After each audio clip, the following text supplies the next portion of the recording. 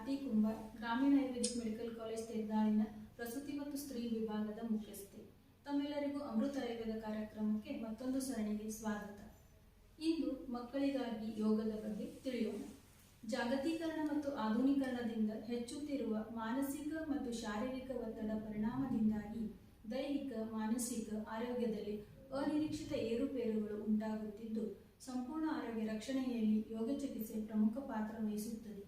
ಹಾಗಾಗಿ ಬಾಲ್ಯದಲ್ಲೇ ಮಕ್ಕಳಿಗಾಗಿ ಆಸನ, ಪ್ರಾಣಾಯಾಮ, ಧ್ಯಾನದ ಪರಿಚಯ ಅವಶ್ಯ.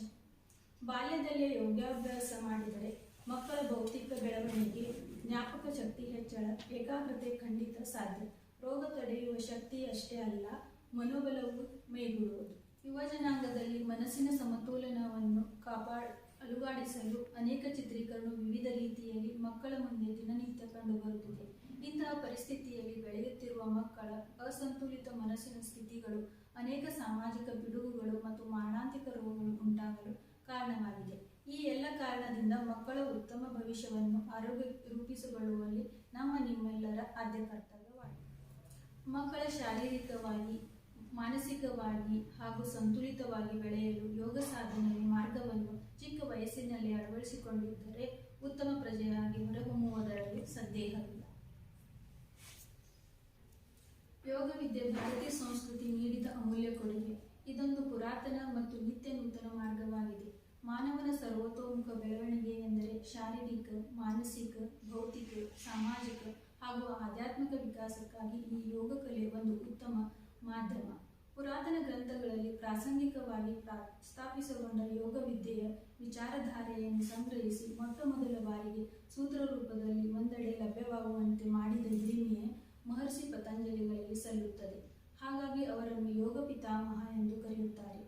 ವಿದ್ಯಾರ್ಥಿ ದಶೆಯಲ್ಲಿ ಯೋಗ ಶಿಕ್ಷಣವನ್ನು ನೀಡುವುದರಿಂದ ಅವರ ಸಕಾರಾತ್ಮಕಗಳೊಂದಿಗೆ ಸ್ನೇಹಪೂರ್ವಕ ಸಂಬಂಧ, ಸಂಕಲ್ಪ ಶಕ್ತಿ, ಗ್ರಹಣ ಶಕ್ತಿ ಮತ್ತು ಸ್ನಾಪಕ ಶಕ್ತಿ ಹೆಚ್ಚುತ್ತದೆ.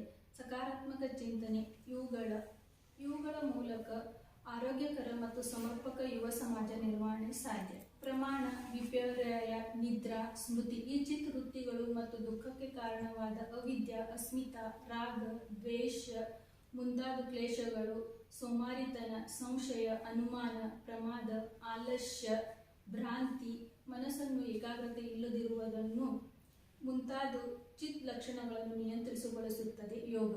ಯೋಗ ಎಂದರೆ ಆತ್ಮವನ್ನು ಪರಮಾತ್ಮನೊಟ್ಟಿಗೆ ಸೇರಿಸುವುದು ಎಂದರ್ಥ. ಈ ಸಂದರ್ಭದಲ್ಲಿ ಆತ್ಮ ಮತ್ತು ಪರಮಾತ್ಮನ ಪರಿಕಲ್ಪನೆಯ ಬಗ್ಗೆ ಸಾಕಷ್ಟು ಹೇಳಬಹುದು. ಆದರೆ ಈ ಹಂತದಲ್ಲಿ ಅದನ್ನು ಜೀರ್ಣಿಸಿಕೊಳ್ಳುವುದು ಕಷ್ಟವಾಗಬಹುದು. ಹಾಗಾಗಿ ಅದರ ಬಗ್ಗೆ ಇಲ್ಲಿ ಹೆಚ್ಚು ವಿವರಣೆ ನೀಡುವುದಿಲ್ಲ. ಆದರೂ ಇವು ಎರಡು ಪದಗಳ ಬಗ್ಗೆ ಕಲ್ಪನೆ ನಿಮಗಿರಬೇಕಲ್ಲವೇ? ಹಾಗಾಗಿ ಈ ಪದಗಳನ್ನು ತಿಳಿಸಲು ಪ್ರಯತ್ನಿಸುತ್ತೇನೆ. ಆತ್ಮವೆಂದರೆ ನಮ್ಮೊಳಗಿರುವಂಥದ್ದು, ನಮ್ಮನ್ನು ನೆರಳಿನಂತೆ ಹಿಂಬಾಲಿಸುವಂಥದ್ದು, ತಾಯಿಯಂತೆ ರಕ್ಷಿಸುವುದು, ಗುರುವಂತೆ ಮಾರ್ಗದರ್ಶನವನ್ನು ತೋರಿಸುವಂಥದ್ದು. ಪರಮಾತ್ಮ ಎಂದರೆ ಅದು ಅಖಂಡ, ಅನಿನ್ಯ, ಗುರು, ತಾಯಿ, ತಂದೆ, ಬಂಧು ಬಾಂಧವರು ಎಲ್ಲವೂ. ಈ ಪ್ರಪಂಚ ಪರಮಾತ್ಮನೇ. ಆತನಿಂದಲೇ ಸೃಷ್ಟಿ, ಸ್ಥಿತಿ, ಲಯ ಇವು ಚಾಚು ತಪ್ಪದಂತೆ ನಡೆಯುತ್ತದೆ. ಆ ಪರಮಾತ್ಮನು ಒಂದು ಪುಟ್ಟ ಅಂಶವೇ ಈ ಆತ್ಮ. ನಮ್ಮ ಆತ್ಮದಲ್ಲಿರುವುದೆಲ್ಲವೂ ಈ ಪ್ರಪಂಚದಲ್ಲಿ ಇದೆ. ಹಾಗಾಗಿ ಆತ್ಮವನ್ನು ಆ ಪರಮಾತ್ಮನೊಂದಿಗೆ ಲೀನಗೊಳಿಸುವುದೇ ಯೋಗದ ನಿಜವಾದ ಅರ್ಥವಾಗಿದೆ. ದೈಹಿಕವಾಗಿ ಯೋಗದ ಪಾತ್ರವನ್ನು ನೋಡಬೇಕಾದರೆ ಅದು ಶರೀರವನ್ನು ಬಲಗೊಳಿಸುತ್ತದೆ, ಶರೀರದ ರೋಗ ನಿರೋಧಕ ಶಕ್ತಿಯನ್ನು ಹೆಚ್ಚಿಸುತ್ತದೆ, ಶರೀರದ ಎಲ್ಲ ಮಾಂಸಖಂಡಗಳು ಹಾಗೂ ಅಂಗಾಂಗಗಳನ್ನು ಬಲಪಡಿಸುತ್ತದೆ, ದೇಹದ ಪ್ರತಿಯೊಂದು ಭಾಗಕ್ಕೆ ಸರಿಯಾದ ರಕ್ತ ಸಂಚಾರವನ್ನು ಮಾಡುತ್ತದೆ, ಶ್ವಾಸಕೋಶ, ಜೀರ್ಣಾಂಗ, ಹೃದಯ, ನರಮಂಡಲ, ಮೆದುಳು ಇತ್ಯಾದಿ ಎಲ್ಲ ಅಂಗಾಂಗಗಳ ಚಟುವಟಿಕೆಗಳನ್ನು ಚುರುಕುಗೊಳಿಸುತ್ತದೆ, ಶರೀರದ ಸೂಕ್ಷ್ಮ ಹಾಗೂ ಸ್ಥೂಲ ರೋಗಗಳನ್ನು ಗುಣಪಡಿಸುತ್ತದೆ, ಯಾವುದೇ ರೋಗ ಬಾರದಂತೆ ದೇಹವನ್ನು ಗುಣಪಡಿಸುತ್ತದೆ. ಮಾನಸಿಕವಾಗಿ ಯೋಗದ ಪಾತ್ರವನ್ನು ನೋಡಬೇಕಾದರೆ ಅದು ಮನಸ್ಸನ್ನು ಪ್ರಶಾಂತ ಮಾಡಲು ಹಾಗೂ ಧನಾತ್ಮಕ ಬೆಳವಣಿಗೆಗೆ ಸಹಾಯ ಮಾಡುತ್ತದೆ. ಋಣಾತ್ಮಕ ಭಾವನೆಗಳನ್ನು ಮನಸ್ಸಿನಿಂದ ಹೊರದೋಡಿಸಲು ಮಾನಸಿಕ ಸ್ಥಿರತೆಯನ್ನು ತಂದುಕೊಡುತ್ತದೆ. ದೃಢವಾದ ನಿರ್ಧಾರವನ್ನು ತೆಗೆದುಕೊಳ್ಳಲು ಯೋಗ ಅಭ್ಯಾಸ ಸಹಕಾರಿ ಹಾಗೂ ಏಕಾಗ್ರತೆಯನ್ನು ಹೆಚ್ಚಿಸುತ್ತದೆ.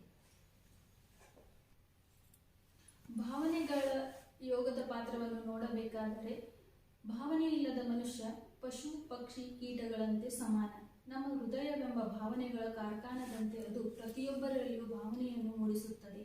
ಪುಟ್ಟ ಪುಟ್ಟ ಮಕ್ಕಳನ್ನು ನೋಡಿದಾಗ ಸಂತೋಷ ಎಂಬ ಭಾವನೆ, ಹೊಟ್ಟೆ ಚುರುಗುಟ್ಟಿದಾಗ ಹಸಿವು ಎಂಬ ಭಾವನೆ, ಪೆಟ್ಟು ಬಿದ್ದಾಗ ನೋವು ಎಂಬ ಭಾವನೆ, ಆತ್ಮೀಯರು ಸಿಕ್ಕಾಗ ಸುಖ ಎಂಬ ಭಾವನೆ, ದೇವರ ಧ್ಯಾನದಲ್ಲಿದ್ದಾಗ ಆನಂದವೆಂಬ ಭಾವನೆ, ಹೀಗೆ ನಾವು ದಿನನಿತ್ಯ ಜೀವನದಲ್ಲಿ ನಾನಾ ವಿವಿಧ ಭಾವನೆಗಳಿಂದ ಕೂಡಿರುತ್ತೇವೆ. ಇಂಥ ಭಾವನೆಗಳು ನಮ್ಮ ಪುಟ್ಟ ಹೃದಯದಲ್ಲಿ ಮೂಡಲು ಯೋಗ ಸಹಾಯ ಮಾಡುತ್ತದೆ. ನಾವು ಧನಾತ್ಮಕ ಭಾವನೆಗಳನ್ನು ಹೆಚ್ಚು ಹೆಚ್ಚು ವೃದ್ಧಿಸಿಕೊಳ್ಳಲು ಯೋಗ ಎಲ್ಲ ಅಭ್ಯಾಸವನ್ನು ಸಹಕರಿಸುತ್ತದೆ. ಬೌದ್ಧಿಕವಾಗಿ ಯೋಗದ ಪಾತ್ರವನ್ನು ನೋಡಬೇಕಾದರೆ ಈ 21ನೇ ಶತಮಾನದಲ್ಲಿ ತೀಕ್ಷ್ಣ ಬುದ್ಧಿಶಕ್ತಿ ಹಾಗೂ ತರ್ಕಶಕ್ತಿ ಅತಿ ಮುಖ್ಯವಾಗಿ ಮಕ್ಕಳಿಗೆ ಬೇಕಾಗುವಂಥದ್ದು.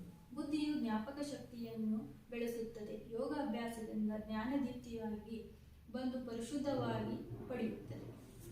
ಸ್ವಾಮಿ ವಿವೇಕಾನಂದರು ಏಕಾಗ್ರತೆ ಹಾಗೂ ಆಸಕ್ತಿ ಇವುಗಳು ಶಿಕ್ಷಣದ 2 ಅತಿ ಪ್ರಮುಖ ಅಂಗಗಳು ಗುರುತಿಸಿದ್ದಾರೆ. ಒಂದು ವಿಷಯವನ್ನು ಬಗ್ಗೆ ಆಳವಾಗಿ ಚಿಂತಿಸುತ್ತಾ ಹೋಗುವುದರ ಜೊತೆಗೆ ಆ ವಿಷಯವನ್ನು ಯಾವುದೇ ಸಂದರ್ಭದಲ್ಲಿ ಹೊರಬರಲು ಸಾಮರ್ಥ್ಯವು ಹೊಂದಿರಬೇಕು. ಈ ಸಾಮರ್ಥ್ಯವನ್ನು ಈ ಬೆಳವಣಿಗೆಯನ್ನು ಕೊಡುವಂಥದ್ದು ಯೋಗ ವೈಶಿಷ್ಟ್ಯ. ಏಕೆಂದರೆ ಯೋಗ ಮನಸ್ಸನ್ನು ಶಮನಗೊಳಿಸುತ್ತದೆ, ತಂತ್ರವನ್ನು ಅದರ ಒಳಗೊಂಡಿದೆ. ಆಧ್ಯಾತ್ಮಿಕವಾಗಿ ಯೋಗದ ಪಾತ್ರವನ್ನು ನೋಡಬೇಕಾದರೆ ಯೋಗವೆಂಬುದು ಮನುಷ್ಯನ ಒಳಮನಸ್ಸಿಗೊಂದು ಆತ್ಮ ಸಂಶೋಧನೆ ಸ್ತರದಲ್ಲಿ ಉತ್ತುಂಗಕ್ಕೇರಲು ಸಹಾಯ ಮಾಡುತ್ತದೆ. ಈಗಿಂದಲೇ ಒಳ್ಳೆ ನಡೆನುಡಿಗಳು ಮೈಗೂಡಿಸಿಕೊಂಡು ಶುಭ್ರ ಕುಸುಮದಂತೆ ಆತ್ಮವಿಶ್ವಾಸದಿಂದ ಅರಳಬೇಕು, ಬೆಳೆಯಬೇಕು, ಆದರ್ಶ ಮಾನವರಾಗಬೇಕು. ಇಂತಹ ಒಂದು ಬೆಳವಣಿಗೆಯ ವಿಕಾಸಕ್ಕೆ ಯೋಗಾಭ್ಯಾಸವು ನಿಮ್ಮೆಲ್ಲರಿಗೂ ಸಹಾಯ ಮಾಡುತ್ತದೆ. ಯೋಗಾಭ್ಯಾಸವು ನಿಮ್ಮೆಲ್ಲರಿಗೂ ಸಹಾಯ ಮಾಡುತ್ತದೆ ಎಂದು ಹೇಳುತ್ತಾ ಈ ಸಂಚಿಕೆಯನ್ನು ಇಲ್ಲಿಗೆ ಮುಗಿಸುತ್ತೇನೆ.